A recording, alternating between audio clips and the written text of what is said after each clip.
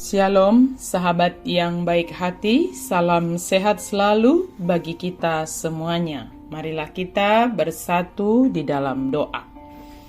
Allah Bapa dalam Yesus Kristus, terima kasih Tuhan untuk kebaikan-Mu bagi kami. Berfirmanlah Engkau ya Tuhan, sebab kami telah siap untuk mendengarkannya. Curahkan Roh Kudus-Mu, menolong, menuntun, memberi hikmat bagi kami dalam merenungkan firman Tuhan. Amin. Firman Tuhan bagi kita pada hari ini tertulis dalam Mazmur 90 ayat 8. Engkau menaruh kesalahan kami di hadapan-Mu dan dosa kami yang tersembunyi dalam cahaya wajah-Mu.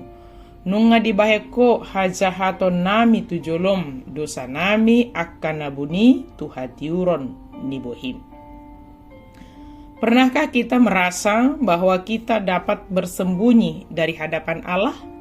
Atau kita merasa ada kesalahan kita yang dapat kita sembunyikan dari Allah?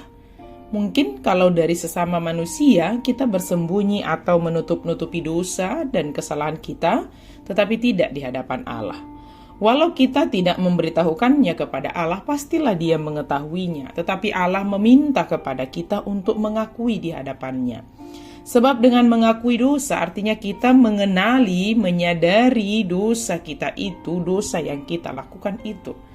Kemudian kita datang ke hadapan Tuhan, sebab apa yang kita lakukan itu mendukakan hati Tuhan. Dan tentunya Tuhan tidak menghendaki hal-hal yang kita lakukan itu. Nas firman Tuhan hari ini mengatakan bahwa Allah sendiri menaruh kesalahan kita di hadapan Allah dan dosa kita yang tersembunyi itu dalam cahaya wajah-Nya. Artinya bahwa semua itu terpampang nyata di hadapan Allah kita. Kita tidak bisa mengelak dan tidak bisa mengatakan tidak melakukannya. Dalam setiap kelemahan kita sebagai manusia, kita memiliki Allah yang menjadi tempat perteduhan kita selama-lamanya. Dia adalah Allah yang tidak bergantung kepada waktu, sebab Dia adalah pemilik waktu. Allah kita adalah Allah yang kekal, Dialah yang awal dan yang akhir. Dia berkuasa atas waktu. Sementara kita manusia adalah makhluk yang lemah, yang bergantung sepenuhnya kepada Sang pemilik waktu, yaitu Allah, yang adalah gunung batu kita. Dia adalah Allah yang berkuasa atas kehidupan kita. Jika Allah telah menentukan waktu bagi seseorang di dunia ini, maka apapun yang diusahakan oleh manusia tidak akan dapat menghambat segala yang telah ditetapkan oleh Allah bagi kita. Allah menciptakan manusia dari debu tanah. Dia juga akan mengembalikan kita menjadi debu tanah sesuai dengan ketetapan waktunya dan kehendaknya. Dalam Mazmur ini, Musa mengingatkan kita bahwa 1000 tahun adalah seperti sehari untuk Tuhan. Allah tidak dibatasi oleh waktu. Adalah mudah menjadi takut ketika tahun-tahun berlalu dan dunia tidak menjadi lebih baik. Kita kadang-kadang bertanya-tanya, apakah Allah sanggup memandang masa depan? Akan tetapi jangan beranggapan bahwa Allah memiliki keterbatasan seperti kita. Allah sepenuhnya tidak dibatasi oleh waktu dan tempat. Karena Dia kekal dan Dia adalah pemilik waktu, mari bergantung hanya kepadanya. Semua Dia tahu. Allah mengetahui semua, bahkan kebaikan kita, hal-hal sederhana yang kita lakukan, dan dosa kita pun itu Dia tahu. Bahkan dosa-dosa, ya tanda kutip, yang menurut kita dosa yang tersembunyi sekalipun. Kita tidak perlu menyembunyikan dosa-dosa kita di hadapan Tuhan, karena kita bisa berbicara secara terbuka dan jujur kepada Dia. Namun walaupun Dia mengetahui semua tentang kita, sebab Dia pemilik waktu kita, Allah tetap mengasihi dan ingin mengampuni kita.